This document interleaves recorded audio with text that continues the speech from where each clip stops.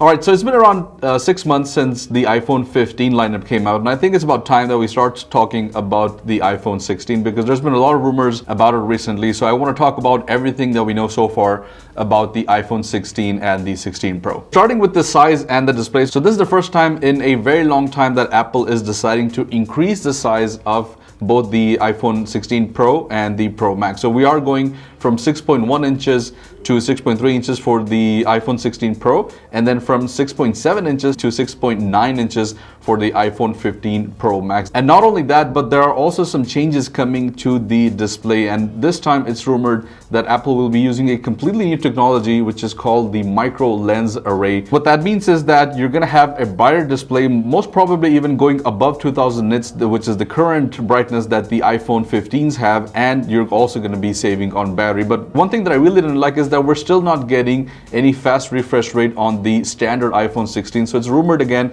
that the iPhone 16 is still going to come with 60 hertz of refresh rate, and I wish that we would kind of increase that to probably even 90, because we have phones that literally cost $200 that nowadays are coming with 120 hertz of display. So it's kind of disappointing that even in 2024 we still are stuck with 60 hertz. And according to rumors, 2025 is the year where all of the iPhones are going to come with 120 hertz display, which is the Pro Motion display, which means the iPhone 17 is when we're going to start seeing that as a standard across all iPhones. When it comes to the chip, we still don't know what it's going to be called. Some rumors suggest there's going to be a completely new variation of the A18 chip, which is going to be made possible or seen across the whole lineup of the iPhone 16. But some rumors also suggest that the A17 regular chip is going to be introduced into the iPhone 16, and the iPhone 16 Pro will still have the A17 Pro chip, but this time with a new, more efficient manufacturing process, which is called the N3E process. And that's a process that TSMC uses for its chips. It's apparently going to be more efficient and it's going to be faster. It's a little bit confusing as of right now, and we still don't know whether we're going to be seeing a completely new A18 chip which is going to be used across the complete lineup, or are we going to have two distinguishing chips? Because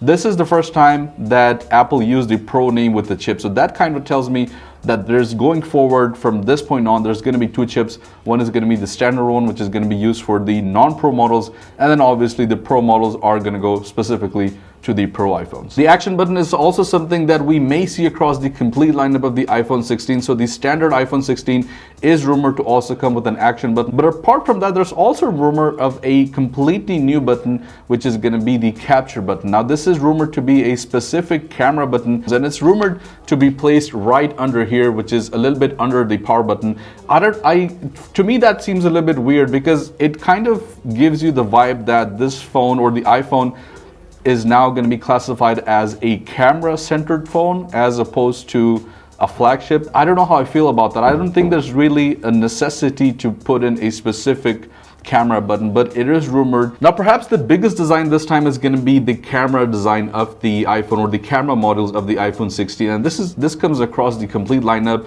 So most importantly, I'm going to talk about the standard models, because that's the main rumor right now, is that we're now going to have a pill-shaped camera cutout. Still going to be a dual camera model. We're kind of going back to the iPhone 10 and the 10s, where we had that pill-shaped camera model. And the reason why they're doing this is because, according to rumors, it's going to be easier to create spatial video for the Vision Pro. And we have to keep in mind that this year we have a completely new product, which is the Apple Vision Pro. So a lot of the changes that are going to be coming to the iPhones are going to be molded around the Apple Vision Pro so that it can accommodate some of the features or the upcoming features in the current generation of the Vision Pro or the upcoming generations of the Apple Vision Pro. The camera module is not going to be as protruding as it is right now. So according to rumors, they've figured out a way to actually make it a little bit thinner. I think it's going to look good because arguably the design of the iPhone 10 and the 10s is probably the best design.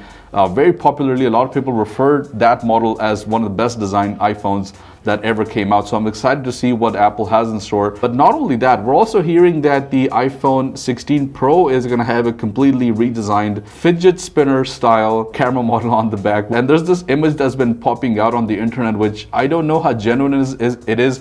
I don't know if this is actually something that Apple is planning to do. All I can say that it looks pretty ugly, and I just hope that Apple doesn't go that way, because it doesn't really change the way that the camera functions in terms of spatial video. I mean, we right now at the moment can still shoot spatial video with the iPhone 15.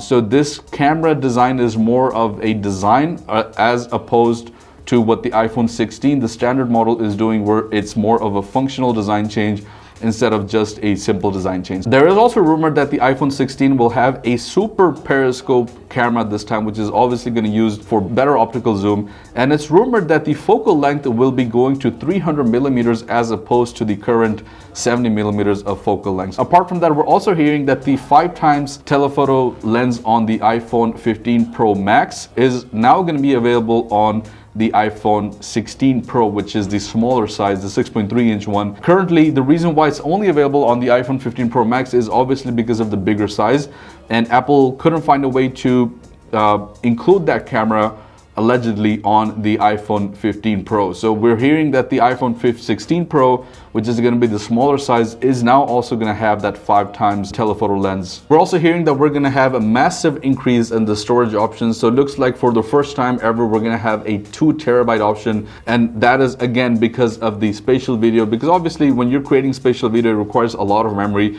So it kind of makes sense because, as I said, we have a new product, which is the Vision Pro. So a lot of changes are being made, keeping in mind that there's a completely new Apple product that Apple wants to make compatible with the iPhone. So we are hearing that instead of the regular 1 TB that we've currently been getting, we're gonna now have 2 terabytes of options. And there's even a possibility that the iPhone 16 will now not have a 128 GB option. We're gonna start with 256 and then go up to 1 terabyte for the 16, and then 256 and going up to 2 terabytes for the 16 Pro. Last but not least, we're also going to talk about the battery, and there's been rumors that there's going to be a massive change in the battery this time. That's because we are hearing that Apple is using a stackable battery this time, which means that it's a more densely packed battery and it's going to give you much more battery life. So even let's say that Apple currently uses a 3500 milliampere battery, Apple is still going to keep using the same milliampere, so that milliampere part is not going to change. But using a stackable battery option it allows you to get more battery life out of your phone. And that pairing that with the rumor that the iPhone 16 is going to come with a micro lens array this time, which is going to use less power, it looks like the battery life is significantly going to change for the iPhone 16 lineup. So guys, that's pretty much it. That's all I have right now. There is also a lot of rumors about AI options, similar to what we saw with the Samsung S24. There is rumors that iOS 18 is going to be coming out with a lot of different changes that are going to be AI based. There's going to be a lot of language options, messaging options, camera options, music options that are going to be integrated with AI. We still don't have a lot of information about that, but it looks like iOS 18 will probably be the biggest change in operating system in recent history. But that's pretty much it, guys. But that's all I know about the iPhone 16 and the 16 Pro models. Let me know what you guys think about it. Let me know what you would like to see in the upcoming iPhone 16. Thank you so much for watching, and I'll see you guys in the next one. Peace out.